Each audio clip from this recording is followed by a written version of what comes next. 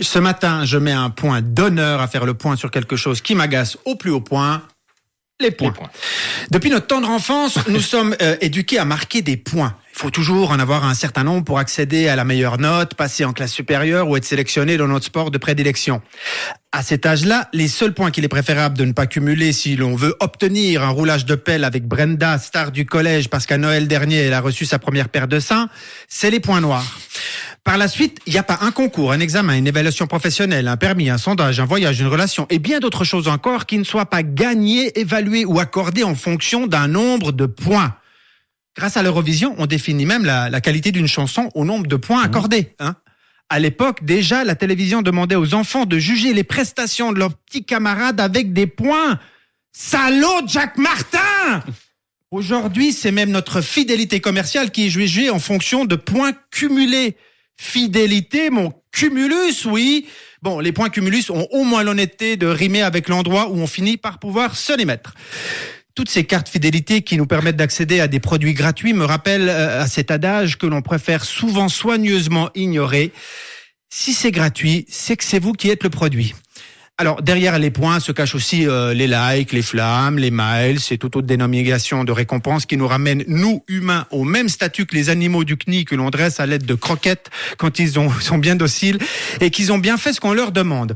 Oui, à ce propos, j'aimerais faire une spéciale dédicace à la carte Miles and More de chez Suisse, là, pour laquelle j'ai passé les 8 dernières années. Ça, je connais pas. Miles and More. Miles and More, c'est une carte de crédit, puis quand vous l'utilisez, vous ça avez... c'est quand on voyage beaucoup en avion. Il n'y a pas besoin de voyager.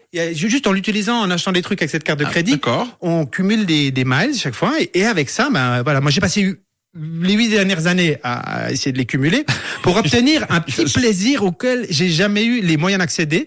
C'est-à-dire un vol long courrier de nuit en business class afin de pouvoir au moins une fois réellement dormir dans un avion sans arriver à destination avec la tête de Michel Houellebecq.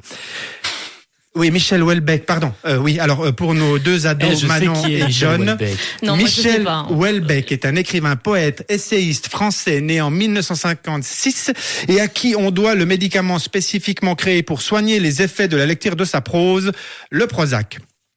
8 ans plus tard, donc, j'ai enfin cumulé assez de miles pour avoir la possibilité de les échanger contre un surclassement. Sauf qu'en 8 ans, les conditions ont changé. Oh, c'est ballot, ça. Je pouvais plus choisir ni la date, ni la destination des vols souhaités. Non, les réductions ne s'appliquent que sur les vols qui les arrangent. En gros. C'est vrai, ça, en plus. C'est vrai. C'est vrai, oui, c'est vrai. Bon, alors c'est vrai, je suis peut-être un peu sévère. Il y a quand même dans leurs nouvelles conditions des offres en plus qui n'existaient pas avant. J'avais aussi la possibilité d'échanger mes miles contre une lampe d'éveil Philips, un pistolet de massage Beurer, un purificateur d'air Karcher et un soin facial vitamine C sérum de Jungglück. Mais oui, vous n'avez pas perdu beaucoup au change contre un vol en première classe. Puis contre tous ces miles, j'en ai un hangar de ces trucs. Bon, je n'ai pas le temps là ici de développer point par point l'ampleur de la dictature du point dans notre société, mais il y a bien un point qui fait exception à ce dictat, car lui vous offre une réelle récompense.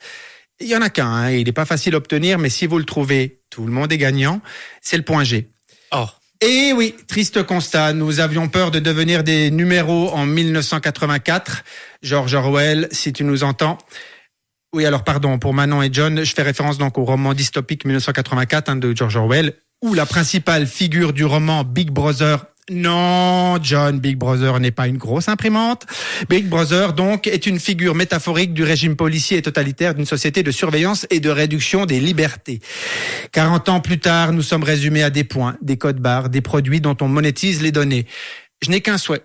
Et si nous arrêtions une fois pour toutes de nous laisser jauger, juger, gruger à l'aune du point. Laissons les points aux coccinelles et misons notre avenir sur les traits d'union.